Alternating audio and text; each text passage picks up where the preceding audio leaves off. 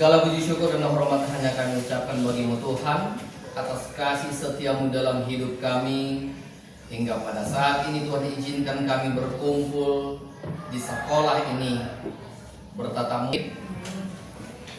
Shalom buat kita semua. Shalom. Puji nama Tuhan. Sudah cukup lama, sudah 1 semester kita tidak bertemu ya. Sudah 1 semester. Yang walaupun di penghujung semester masih pertemuan, tapi sudah awal semester kita bertemu kembali. Baik, saya mau tanya dulu yang mana di sini kelas 10. Yang mana kelas 10? Ada 1, 2, 3, 4, 5, 6, 7, 8, 9, 10, 11, 12. Ada 12 orang kelas 10. Kelas 12 yang sudah tamat ada 7 ya Bu ya? 7, berarti bertambah di komunitas Kristen dan Katolik kita di sekolah ini. Itu yang pertama. Yang kedua, ini adalah awal perjalanan kelas 10 di sekolah ini. Kelas 11 sudah melangkah ke tingkat yang kedua, dan kelas 12 akan melanjut selanjutnya. Apa yang mau saya katakan? Ketika kita sudah menentukan pilihan kita berada di sekolah ini, tentunya kita harus hidup di dalam aturan-peraturan yang telah ditetapkan pihak sekolah. Itu yang pertama. Aturan-peraturan yang ditetapkan pihak sekolah tentunya harus diapain? Harus ditaatin ya.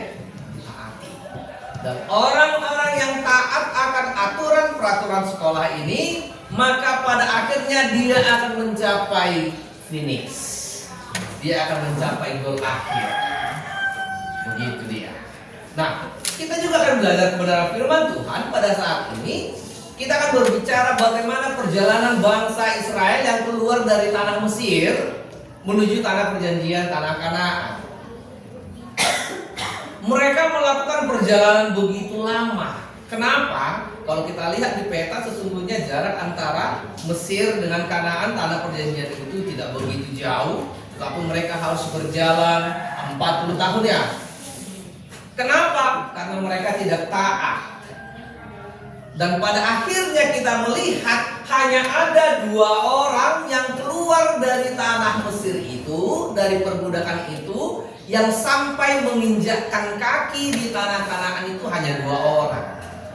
Hanya 2 orang saja yang mereka yang taat. Itu makanya tadi saya katakan, aturan-peraturan di sekolah ini harus ditaati supaya kita sampai kepada finish, goal akhir. Apa yang menjadi cita-cita adik-adik akan boleh tercapai mengikuti aturan-peraturan. Taat. Demikian bangsa Israel.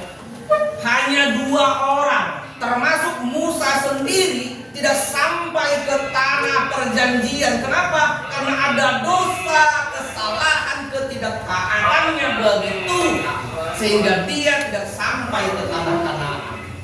Apa dosanya?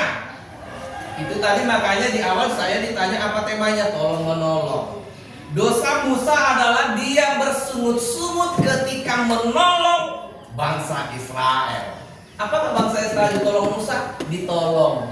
Ketika bangsa Israel sedang kehausan, mereka haus, Tuhan berfirman kepada Musa, berbicaralah kepada batu, maka batu akan mengeluarkan air. Tetapi ternyata Musa tidak taat kepada Tuhan. Musa tidak berbicara kepada Tuhan. Justru Musa ambil tongkatnya, dia pukul batu. Bum! Dia pukul dengan emosi, dengan marah. Yang walaupun air itu keluar, mengalir dari batu, tetapi ketika dia menolong bangsa Israel dalam kehausannya, dia menolong dengan bersungut-sungut. Itu hati-hati. Apakah orang Israel terberkati? Terberkati. Mereka dipuaskan dari rasa hausnya. Tapi Musa sendiri tidak terberkati walaupun menolong orang lain. Karena itu ketika kita menolong orang lain, membantu teman kita, maka kita bantulah dengan hati yang tulus. Kita harus saling menolong. Bagaimana kelas 10 hingga sampai kelas 12 ini saya mau ingatkan, kita berada di sekolah ini tidak berkompetisi. Tapi bagaimana supaya kita sampai ke akhir? Kerjasama, saling menolong, saling mengingatkan, maka engkau akan sampai kepada goal akhir. Itulah pertolongan, itulah kasih. Karena itu ada ungkapan yang pernah kita dengarkan mungkin, ya Pak? Pernah dengar ungkapan bahwa kasih itu bagaimana? Ada ungkapan kasih itu katanya memberi, bukan menerima. Ya, kasih itu katanya memberi, bukan menerima. Atau ada lagi satu lagi ungkapan yang mengatakan tangan yang memberi itu lebih terberkati daripada tangan yang menerima. Tangan yang memberi lebih terberkati daripada tangan yang menerima. Tetapi kenyataan yang sering terjadi apa di dalam hidup kita? Yang sering terjadi apa? Kita pahami aja, kita kilas balik apa yang pernah kita lakukan. Pengalaman kita yang sering terjadi, kita lebih suka ditolong daripada menolong. Kita lebih suka menerima daripada memberi. Di situ dia. Yang walaupun terkadang dengan muka masam kita mau menolong teman kita bantu teman kita dengan wajah yang masam, wajah murung, hati-hati seperti Musa. Dengan kemarahannya dia menolong, tetapi tidak terberkati. Maka kita mau diingatkan, kita akan belajar kebenaran firman Tuhan agar kita boleh terberkati dengan belajar kebenaran firman Tuhan. Kita akan belajar bagaimana sesungguhnya menolong orang lain dan apa berkat bagi orang yang memberi pertolongan. Kita akan lihat. Mari kita buka Alkitabnya dari Ulangan 15. Ulangan 15 ayat 6 sampai 11. Kita akan lihat di sini. Ini adalah perjalanan bangsa Israel sebelum mereka sampai ke tanah Kanaan. Ulangan 15 ayat 6 sampai ayat yang ke-11. Sebagaimana perjalanan bangsa Israel, begitulah perjalanan kita di sekolah ini. Bagaimana supaya sampai ke finish. Sudah dapat semua? Sudah? Baik, kita baca secara bergantian. Ayat 6 nanti laki-laki semua. Ya, ayat 7 perempuan. Begitu selalu bergantian. Ulangan 15 ayat 6 sampai 11. Laki-laki 2, 3. Iya. Apabila Tuhan Allahmu memberkati engkau seperti yang dijanjikannya kepadamu, maka engkau akan memberi pinjaman kepada banyak bangsa. Tetapi engkau sendiri tidak akan meminta pinjaman. Engkau akan memberi banyak bangsa, tetapi mereka tidak akan selesai. Jika sekiranya ada di antaramu seorang miskin, salah seorang saudaramu di dalam salah satu tempatmu, di negeri yang diberikan kepadamu oleh Tuhan Allahmu, maka janganlah engkau mendengarkan hati ataupun menggenggam tangan terhadap saudaramu yang miskin itu. Tetapi engkau akan membuka tangan lebar-lebar baginya dan memberi pinjaman kepadanya dengan limpahnya, cukup untuk keperluannya seberapa yang ia perlukan.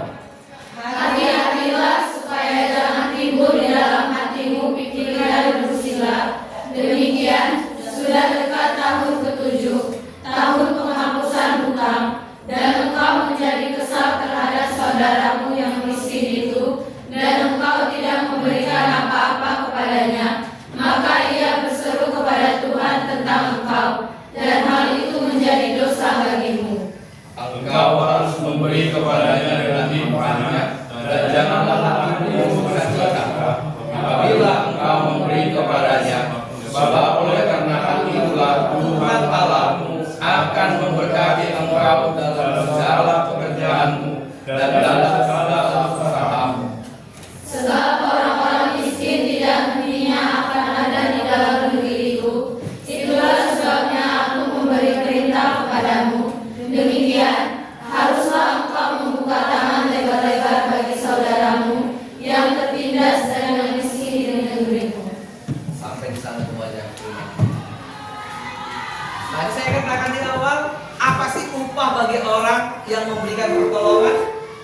Jawabannya tadi ada di ayat yang ke berapa? Asal dibaca. Ayat 10 ya. Upah yang memberi pertolongan itu adalah ayat 10. Janji Tuhan Allah bagi setiap orang yang menolong temannya, saudaranya atau siapapun adalah ayat 10. Itu janjinya. Ingatkan saya nanti di ayat 10. Baik, kita akan belajar. Ini adalah perjalanan bangsa Israel itu. Lalu kenapa nama kitabnya itu Ulangan? Kenapa? Ya, dari kata dasar ulang. Berarti isi dari kitab Ulangan ini mengulang kembali dari kitab Kejadian, Keluaran, Imamat, Bilangan. Ini adalah 5 kitab Musa atau Taurat namanya. Diulangi kembali. Kepada siapa Musa mengulangi kembali perintah-perintah atau Taurat ini? Kepada siapa?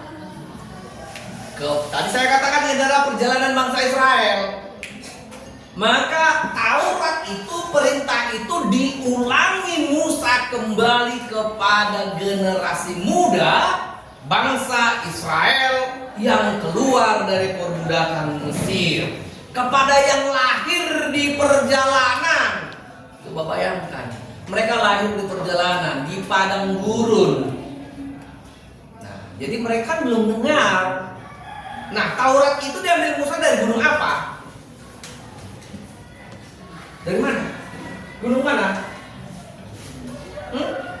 Sinai, ya. Diambil dari gunung Sinai. Tentunya generasi muda itu kan belum lahir. Maka diulangi kembali, disampaikan oleh Musa. Itu, ingat itu. Supaya apa? Supaya generasi muda tadi ketika mereka sampai di tanah perjanjian itu mengetahui bagaimana sesungguhnya hidup menjadi pengikut Allah, menjadi anak Allah. Itu kata kuncinya. Nah, Taurat yang kita tahu ada berapa? Yuk. Taurat yang diambil Musa itu disimpulkan menjadi berapa? Sudah benar takut. 10 ya yang dituliskan dalam 2 loh batu. Tetapi ternyata tidak. Saya sudah pernah katakan juga di sini itu. Taurat itu supaya kita tidak terlalu keliru, tidak terlalu jauh memahami, Taurat itu sama artinya dengan perintah dan larangan atau peraturan. Sama seperti saya katakan tadi, di sekolah ini ada peraturan. Maka berbahagialah orang yang mengikuti perintah dan larangan itu, maka dia akan memperoleh berkah. Itu yang disampaikan kembali. Nah, jadi bukan hanya 10 perintah dan larangan yang mau disampaikan oleh Musa kembali itu, tetapi ada 613 perintah dan larangan. 248 berisi perintah, memerintahkan susunan tulang-tulang kita ini, kromosom tubuh kita ini yang berjumlah 248 menurut kitab Talmud. Dia memerintahkan melakukan perbuatan baik, sehingga mulai dari ujung rambut hingga ujung kaki ini harus selalu melakukan kebaikan, menolong sesama. Lalu 365 berisi larangan. 365 disesuaikan dengan jumlah hari dalam 1 tahun. 1 tahun itu ada berapa hari, Kak? 365. Maka setiap hari kita dilarang melakukan perbuatan dosa. Itu tuntutan Taurat. Itu makanya Tuhan Yesus telah mengalahkan Taurat itu dengan darahnya yang tercurah. Karena tidak ada satupun yang sanggup melakukan perintah dan larangan itu setiap hari, setiap saat di dalam kehidupannya. Maka keselamatan itu akan sudah kita peroleh karena sesuai dengan apa? Hakikat daripada Yesus. Kita peroleh keselamatan itu dengan cuma-cuma. Baik, kita akan lanjutkan kembali. Bagaimana mereka akan sampai ke tanah Kanaan itu di dalam 5 Musa ayat 6 sampai 11, maka kita akan melihat sesungguhnya. Kita pelajari, kita gali satu persatu. Ya, kita pelajari satu persatu. Kita baca dulu ayatnya yang ke-6. Ayo Pak, ayat 6. Yuk. Aduh, dan tertutup. Ayo ayat 6. Nah, kita siapa yang sudah buka? Ayat 6 yuk.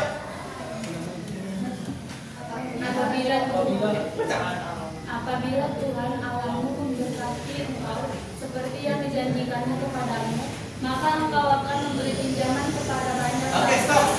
Kata pertamanya adalah apabila Tuhan Allahmu memberkati engkau. Kata apabila itu sudah terjadi.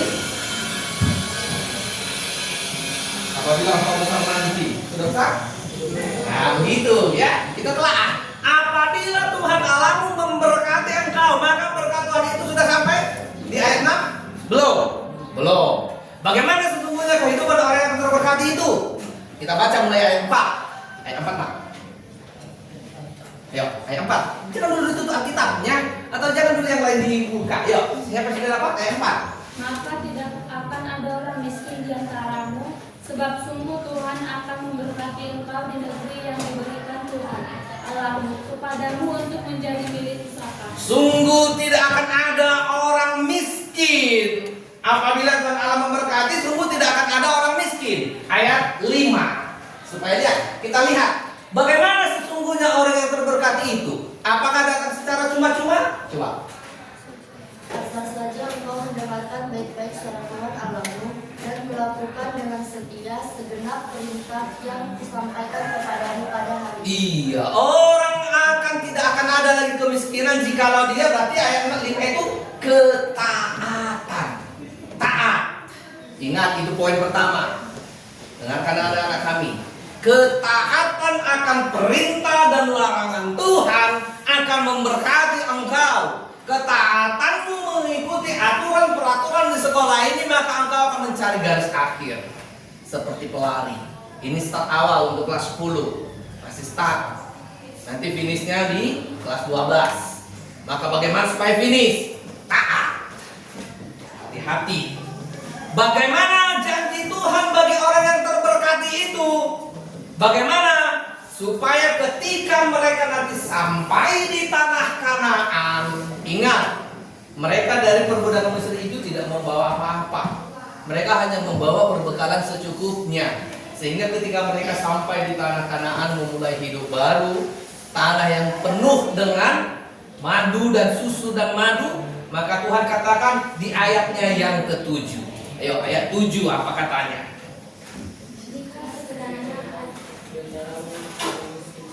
Ayo, baca. Jika sekiranya ada di antara seorang miskin, salah seorang saudaramu di dalam salah satu tempatmu di negeri yang diberikan kepadamu oleh Tuhanmu Allahmu, maka janganlah engkau menegarkan hatimu ataupun menggerak ketamu terhadap saudaramu. Oke, stop sampai di situ. Jika sekiranya ada yang miskin, loh, kok seperti bertolak belakang dengan ayatnya yang keempat? Ayat 4 tadi katanya akan menjadi kaya, tetapi di ayat yang ke-7, jika sekiranya, apakah sudah ada atau belum? Belum. Tapi kenapa Tuhan Allah mengatakan itu? Inilah karena tegar tengkuknya bangsa Israel. Karena dosa menutupi banyak hal, termasuk menutupi berkat, maka akan ada kemiskinan. Apa perintahnya? Di ayat 7 itu ada perintah loh. Jika sekiranya ada yang miskin di antara kamu, ayat 7 dikatakan, jika sekiranya ada di antaramu seorang miskin. Sekarang komunitas kita ini, supaya tidak jauh, komunitas kita ini, kita mau diingatkan bahwa kita akan menolong. Yang pertama adalah orang-orang yang terdekat dengan kita. Sekarang komunitas kita di sekolah ini, inilah di antara kita. Ini komunitas kita. Jikalau ada di antara komunitas kita ini yang miskin, membutuhkan pertolongan, hati-hati. Maka apa dikatakan? Ini perintahnya. Yang dibaca ayat 7 tadi. Apa yang akan kita lakukan pada orang miskin itu yang ada di antaramu, di antara kita? Ayo. Janganlah stop.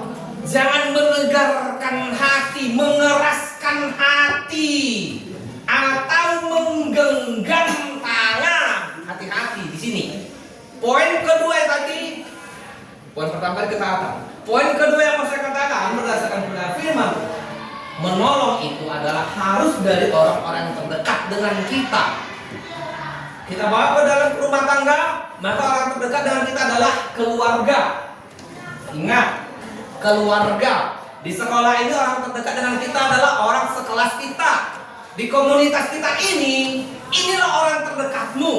Maka di tempat inilah, di komunitas inilah, engkau harus membuka tangan, tidak menggenggam tangan, melembutkan hati, bukan menegarkan hati, bukan menutup hati terhadap orang-orang yang ada di sekitar kita. Ada bahayanya. Kenapa kita enggan untuk menolong orang? Kenapa? Ayo, kenapa?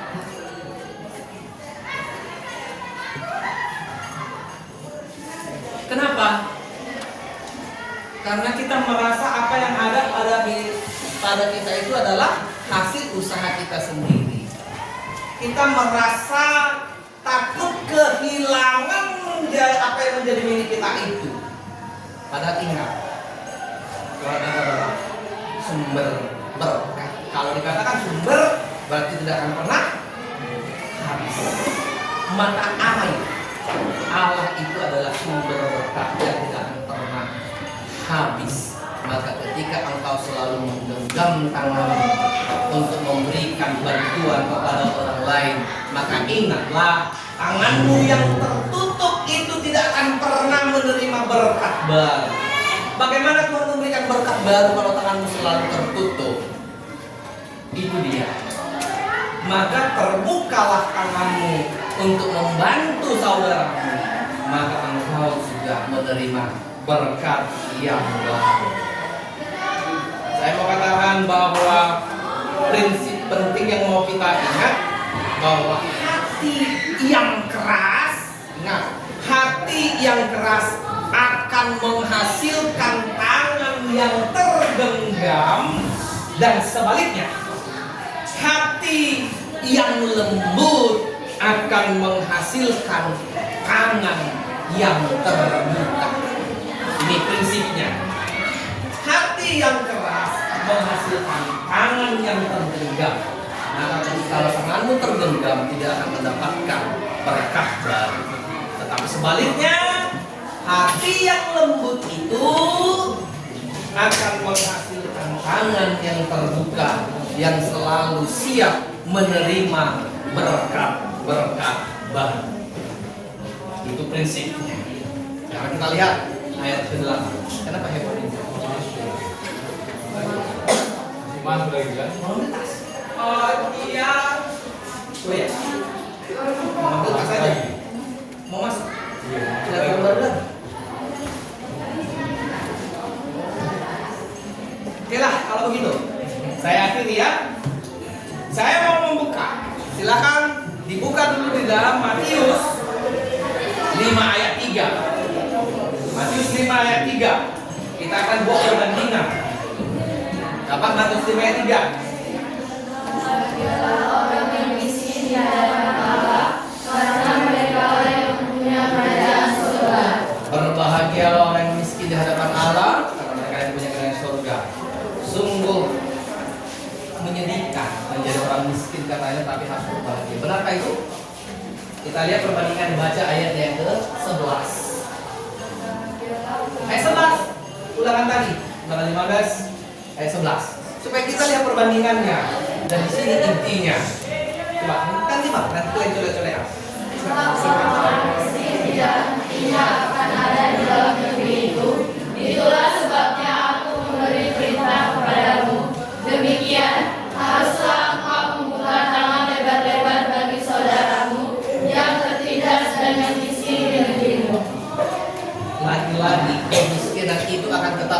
karena ditutupi oleh dosa. Kemiskinan itu tidak akan pernah berhenti. Karena kemiskinan itu tidak pernah berhenti ada di muka dunia ini. Maka Tuhan Allah ingatkan kita untuk selalu membuka tangan, bukan menggenggam tangan. Dan yang terakhir, di ayat Matius 5 ayat 3 itu, berbahagia orang yang miskin. Itu artinya apa? Berbahagia di hadapan Allah. Artinya apa di sana? Ada kesadaran bahwa hidupnya tidak berarti tanpa campur tangan Allah. Itu orang yang miskin di hadapan Allah. Dia menyadari bahwa hidupnya itu akan terberkati jika Allah bersama-sama dengan dia. Itu makanya saya katakan, seperti salib ini, tubuh kita ini vertikal dan horizontal, maka tanganmu yang tergenggam itu tidak akan pernah mendapatkan berkat. Tapi Tuhan Allah katakan di dalam Matius 5 ayat 3, engkau akan berbahagia itu tanganmu akan terbuka kepada Tuhan Allah, menerima berkatnya karena engkau mengakui segala kekurangan dan kelemahanmu. Engkau akan menerima berkat dari Tuhan dengan tangan terbukamu karena kesadaran bahwa engkau tidak punya apa-apa tanpa Allah. Karena itu, jika Tuhan memberikan berkatnya kepadamu melalui tangan terbukanya, maka tanganmu yang terbuka ke atas ini harus engkau buka ke samping. Ke samping. Seperti salib ini, berarti hubungan dengan sesama. Tanganmu terbuka kepada sesama, mengulurkan bantuan kepada orang-orang yang membutuhkan. Karena itu, berkat yang telah engkau terima dari Tuhan harus engkau salurkan kepada sesama. Maka terberkatilah engkau dari Tuhan dan jadilah saluran berkat bagi sesama. Sebenarnya masih banyak yang mau saya sampaikan, tapi karena sudah gelisah karena teman-teman kita di luar sudah pada mau masuk lagi, masih masuk lagi, ya. Baik, maka berbahagialah engkau jika engkau menaati perintah dan larangan dari sekolah ini, maka engkau akan sampai ke goal akhir. Amin. Kita berdoa. Terima kasih Tuhan buat kesempatan ini kami boleh belajar kebenaran firman-Mu yang mengingatkan kami untuk selalu saling menolong, saling menaati, agar kiranya perintah-Mu selalu kami lakukan dalam kehidupan kami setiap hari, dan larangan-Mu akan kami jauhi dalam hidup kami. Maka kami akan memperoleh berkat-berkat kasih Kamu yang daripada. Berkati anak-anak didik kami yang sudah menimba ilmu di tempat ini. Biarlah kiranya mereka selalu menjadi anak yang taat dan takut akan Engkau, sehingga apa yang menjadi cita-cita mereka ke depan, mereka boleh raih, mereka boleh gapai di hari esok yang telah Tuhan rajut bagi setiap orang yang percaya. Kami berdoa Tuhan secara khusus buat anak-anak didik kami kelas 12 yang berencana di minggu depan akan melaksanakan PKL. Tuhanlah yang memberkati mereka, mempersiapkan diri mereka menghadapi lapangan untuk boleh menjadi saluran berkat bagi orang-orang yang ada di sekitar mereka. Tuhan yang mengingatkan setiap ilmu yang telah mereka tiba di tempat ini untuk boleh mereka pergunakan sebagai bekal mereka berhadapan dengan masyarakat. Terima kasih Bapa. Inilah kami anak-anakmu dengan segala kelemahan kami datang berdoa kepadamu, tentunya Tuhan mengampuni dosa kesalahan kami. Di dalam nama Yesus kami berdoa dan bersyukur. Amin.